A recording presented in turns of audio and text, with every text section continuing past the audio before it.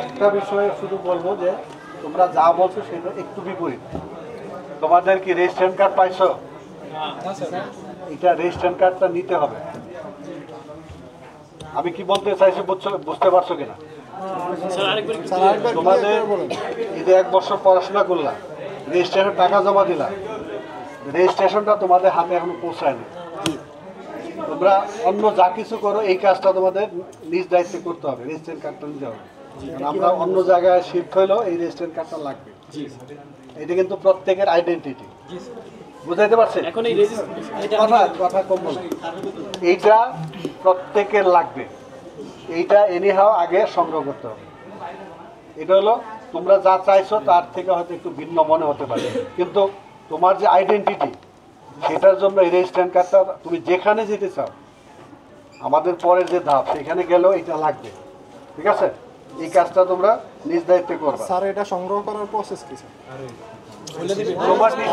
তোমার ডিপার্টমেন্টে চাইলেই দিবে।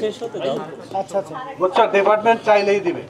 রেজিস্ট্রেশন কার্ড না থাকা পর্যন্ত তুমি ছাত্র যে তার ওইটা হলো অফিসিয়াল কোনো ডকুমেন্ট। অফিসিয়াল কোনো ডকুমেন্ট।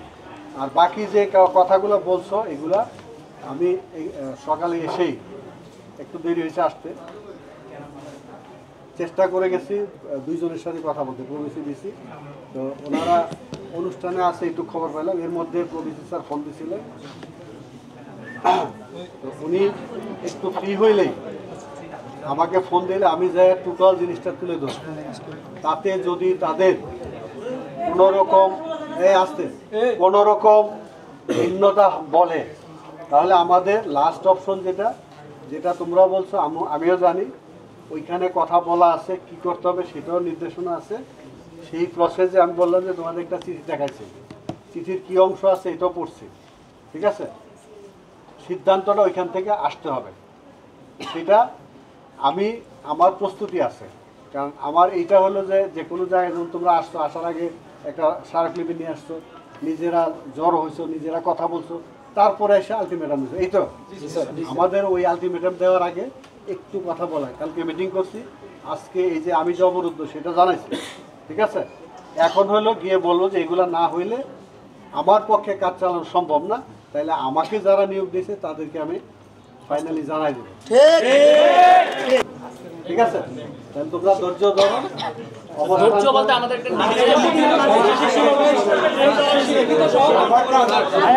আমরা স্যার ফুল লিস্ট বানাই স্যার।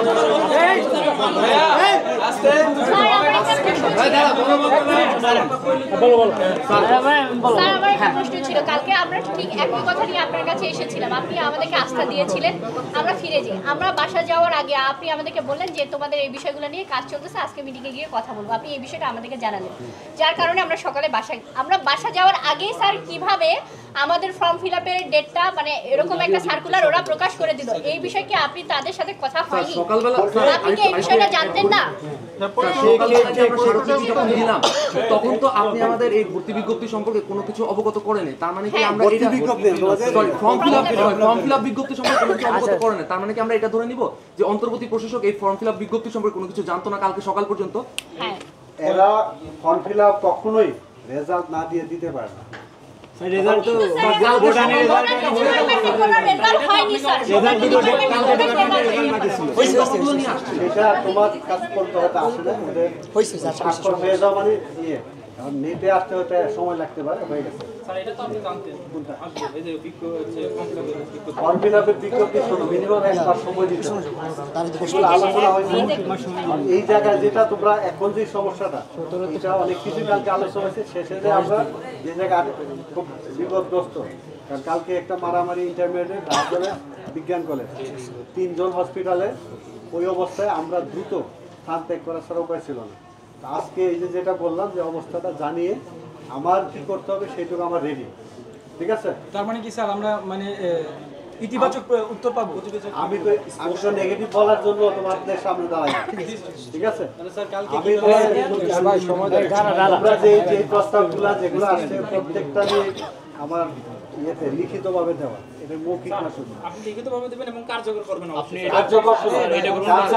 স্যার গতকালকে আমরা কার্যকরের যেটা সময় দিয়েছিলাম, কিন্তু এখন স্যার আমরা আজকের ভিতরে এই সমাধানটা চাচ্ছি। আজকের ভিতরে আমার সমাধান যেটুকু সেটুকু আমি আজকের ভিতরে না, এই 1-1.5 ঘন্টার মধ্যে সম্ভব।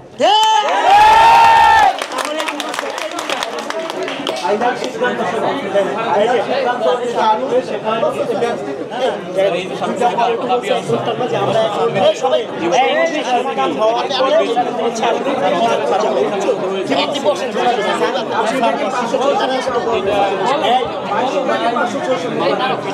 যেহেতু বলছে 1 থেকে 1.5 ঘন্টার মাঝে আমাদেরকে সমস্যা